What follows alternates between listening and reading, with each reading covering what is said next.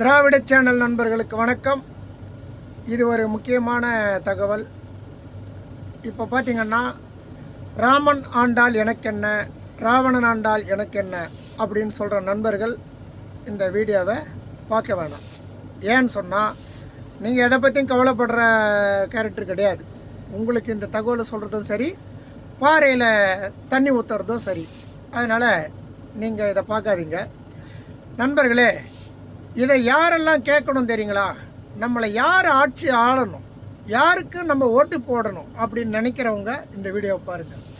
நம்மளுக்கு பட்டுக்கோட்டை கல்யாண சுந்தரம் அவர் எழுதிய 4 வரி தான் இப்போ ஞாபகம் வருது. அவர் பாடினது, மனுஷன் தாப்பிடுறாண்டா தம்பி பயலே, இது மாறுவதெப்போ தீருவதெப்போ நம்ம கவலே. அந்த பாடலில் ஒரு வரி வரும், இட்லி வரி சட்னி வரி பட்டினி வரி அப்படின்னு வரும். அதுக்கு அடுத்து வரும், தாலி கட்டியே குடும்பம் நடத்தினால் அவனும் கட்டணும் சம்சார வரி. நீ கல்யாணமே ஆகலடானா நீ பிரம்மச்சாரி வரி கட்டணும் அப்படின்னு கல்யாண சுந்தரம் அவர்கள் எப்போ எழுதினார்? அவர் தீர்க்க தரிசிங்க. இப்போ நம்மளை இது பத்திரிகை நியூஸ் இப்போ வந்திருக்கு. நீங்கள் ஏடிஎம்மில் பணம் எடுக்கிறீங்க இல்லையா, அதுக்கு வரி.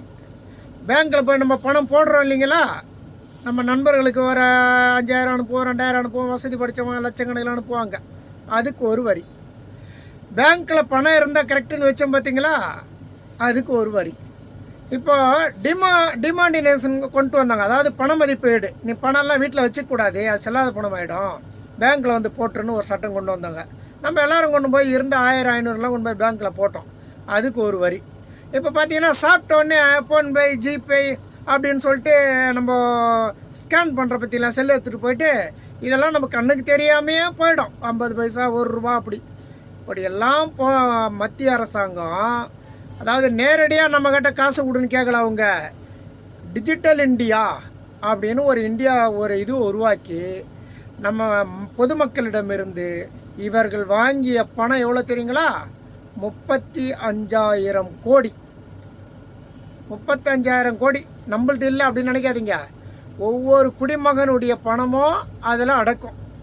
இது பேப்பர் நியூஸ், பேப்பரில் வந்திருக்கு இந்த நியூஸ் எல்லாம்.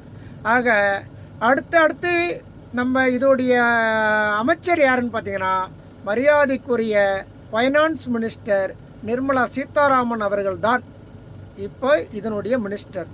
ஆகையினால் நீங்கள் வாக்களிக்கும் போது யோசிங்க, இந்த ராமன் ஆண்டா எனக்கு என்ன, ராவண ஆண்டா எனக்கு என்னன்னு யார் ஒன்றாலும் ஆண்டுட்டு போட்ட தப்பு கிடையாது. மக்கள் பாக்கெட்டில் நமக்கு தெரியாமலேயே ஒரு பழமொழி சொல்லுவான் பார்த்தீங்களா, அட்டை கடிச்சா நம்மளுக்கு வலிக்காது. அட்டை நம்ம உடம்புல இருந்த ரத்தத்தை கொஞ்சம் கொஞ்சமாக உறிஞ்சிரும். நமக்கு வலிக்காமலே நம்மளை உறிஞ்சி நம்மளை ஒன்றெல்லாம் ஆக்கிடும், அதாவது என்ன பண்ணிடும், காலி பண்ணிடும். அதுபோல தான் நம்மளை ஆளுகின்ற அரசு யாராக இருக்கணும், யார் வரணும். நீ ஏன் சொல்ல யார் வந்தால் நல்லா இருக்கும் ஓட்டு போடலாம் அப்படின்னு சொன்னால் இது தவறான கேள்வி. இப்படி தான் நிறைய பேர் நம்ம பாட்டு கேட்குறாங்க. நம்ம பகுதியில் நம்ம தொகுதியில் யாருக்கு வாக்களித்தா நம்மளால் போய் கேள்வி கேட்க முடியும்? இது வரைக்கும் அதாவது நம்ம தொகுதியில் நிற்கிறவர் நம்மளை அறிமுகமானவர், அவரை பற்றி நமக்கு தெரியும். அவர் தான் மக்கள் பிரச்சனையை பார்லிமெண்ட்லேயே பேசுவார். ஆகையினால் அது போன்ற நபர்களை நீங்கள் தான் தேர்வு செஞ்சணும். நீங்கள் தேர்வு செஞ்சு நீங்கள் சரியான எம்பியை வாக்களிக்க வேண்டும் என்பது தான் தாய்மையான வேண்டுகோள். அதாவது எல்லாருடைய இந்திய மக்களுடைய வரிப்பணம் பாதுகாக்கப்பட வேண்டும். ஆகையினால் மக்களே சிந்தித்து வாக்களியுங்கள். நன்றி, வணக்கம். தொடர்ந்து இணைந்திருங்கள். இந்த வீடியோ பிடிச்சிருந்தால் லைக் பண்ணுங்கள், ஷேர் பண்ணுங்கள், கமெண்ட் பண்ணுங்கள், கமெண்ட்டில் பேசுவோம், சப்ஸ்கிரைப் பண்ணுங்கள். நன்றி, வணக்கம்.